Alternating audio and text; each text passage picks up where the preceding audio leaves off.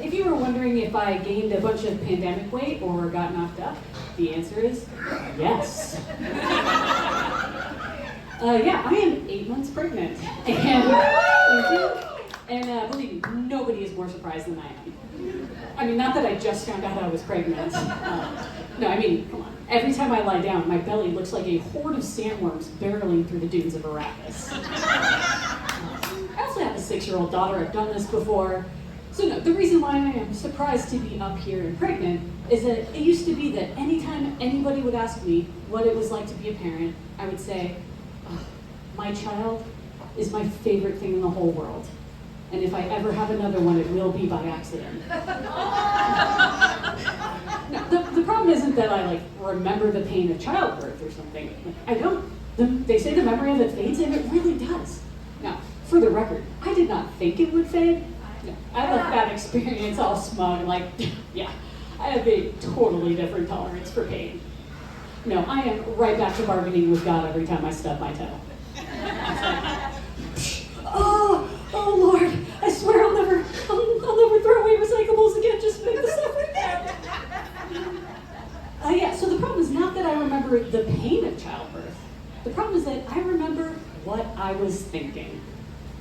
So I remember thinking, oh, I totally get how people die doing this. Of course this kills people. Of course it does. I remember thinking that I would give up 3 months of my life, 3 months of my 20s to make it end. I remember thinking, I hate every penis in existence. So yeah, now, this time around, I'm kind of hoping I have a C-section, or that's 80% of the reason why. The other 20% of the reason why I want a C-section, if I'm being honest, is so that one day, years from now, I can sit down next to my child and watch Ridley Scott's classic sci-fi horror film, Alien. And when it gets to the point where a xenomorph erupts from the torso of Executive Officer Thomas Kane in the medbay of the Nostromo, I want to be able to turn to my child and say, oh, sweetie, that's how you were born.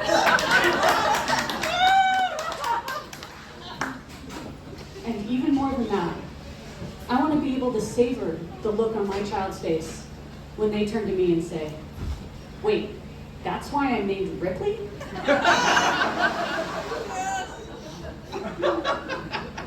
So yeah, if you haven't had a baby recently, you might not know this, but ultrasounds, when you're getting an ultrasound, you are trapped alone in a room with a complete stranger for almost an hour. It is long and awkward, which to my mind means it's the perfect time to test new comedy material. What are they gonna do? Leave? So yeah, at my last ultrasound, I was like, I've got a few throwaway lines. I'll try on the ultrasound tech. And it did not go as planned. I mean, it started out okay. I had a little icebreaker joke, oh yeah, ultrasounds are great. I just love watching reality TV. And then, tech gets going. He's like, ooh, there's baby. And I'm like, whew, I was worried it was a xenomorph.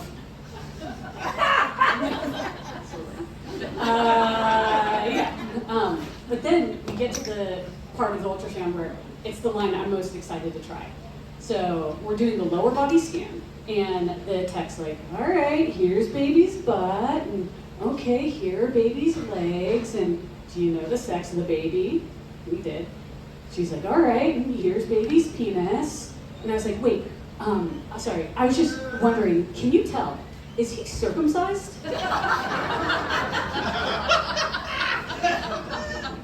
And the look on that tech's face clearly indicated she was worried I was not joking. So I'm like, come on. And she just went, huh. And went back to work. So I turned to my husband to be like, come on, that was a funny thing to ask, right? Looking for validation. And the look on his face did not say, "Yeah, sweetie, that was comedy gold." It didn't even say, "Oh, there she goes again." The look on his face said, "Wow, I might have to divorce my pregnant wife." No, my husband has actually been really great and supportive throughout this whole process, despite the fact that we have not had sex since the positive pregnancy test. I'm just like, "Sorry, sweetie, we cannot afford to have twins." Sorry, I know that's not how it really works. You have to have sex twice in the same night. I really know how babies are made. I do. But you know who didn't know and had a lot of questions? My 6-year-old daughter. But I was ready. I was like, "No, this is fine. I'm going to deflect, go the scientific route." So when she asked me how babies are made, I'm like, "Well, okay, so some genetic material from mom and some genetic material from dad come together to form what's called a zygote." She just stopped me right there. She's like, "Yeah, okay, but like, how does the genetic material from dad get inside your belly?" And because every lie I could think of was somehow worse than the truth, I went to the library and picked up a book called It's Not the Stork, which is a children's book all about how babies are made.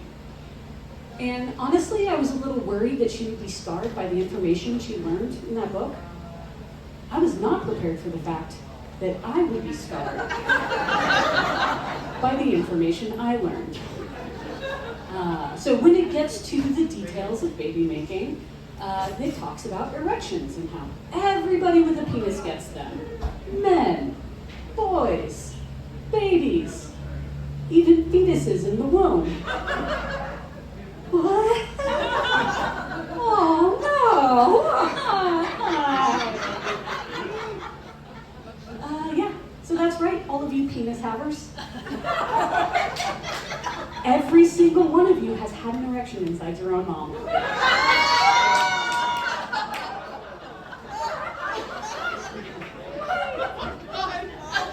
Good luck falling asleep with that information. Perverts. Sorry, he's manspreading. All right, buddy, save it for public transportation.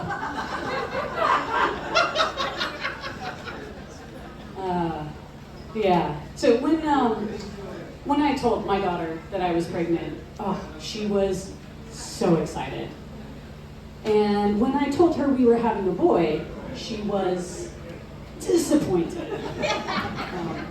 The thing is, she had been very explicit about asking for a little sister for many years.